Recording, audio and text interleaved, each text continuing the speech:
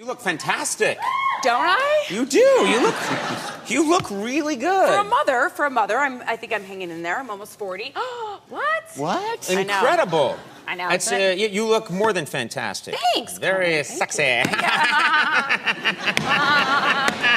need a little sex. You need some go-go dancers or something on this show. What are you talking about? Andy and I are all the sex anybody needs. Are you? And look at that horn section. Yeah, look at those guys over there.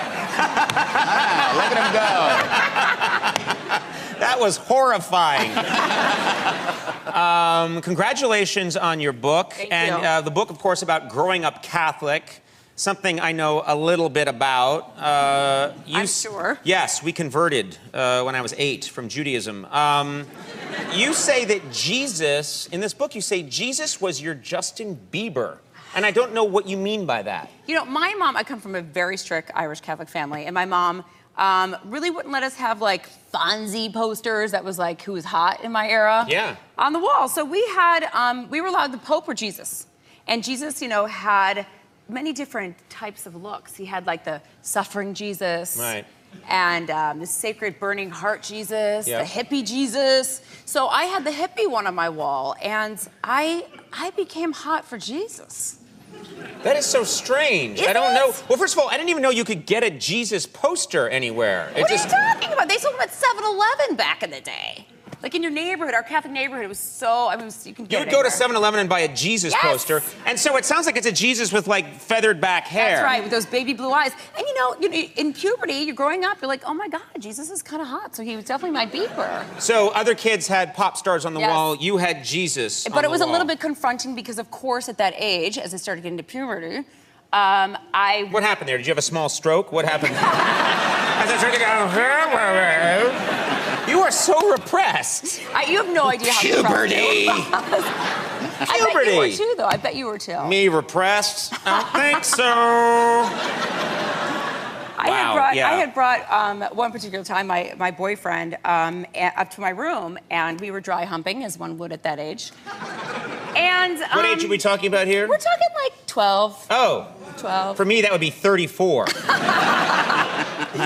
But you know, I remember like going through the action and going, you have to stop because Jesus is looking at us right now. And most Catholics can be like, you're ever in the house, if you have those posters or those, you know, religious figures, they seem like they're staring at you when you're doing wrong things. Yeah, I think they are. You know, Yeah. in the shower, I'd be like, oh my God, Jesus is staring at me right now. Wait, there was a Jesus poster in your shower? Yes. In the bathroom. It was the Pope in the bathroom. But, you know, I told my boyfriend to stop dry humping me because Jesus is staring at us. And there was a poster of like a magazine of Cyndi Lauper on the counter. So I ripped it off and taped it on Jesus' face. Well, that's just really confusing, that. That's true. But then my mom... Then you've got a Cyndi Lauper with a flaming heart. Yes.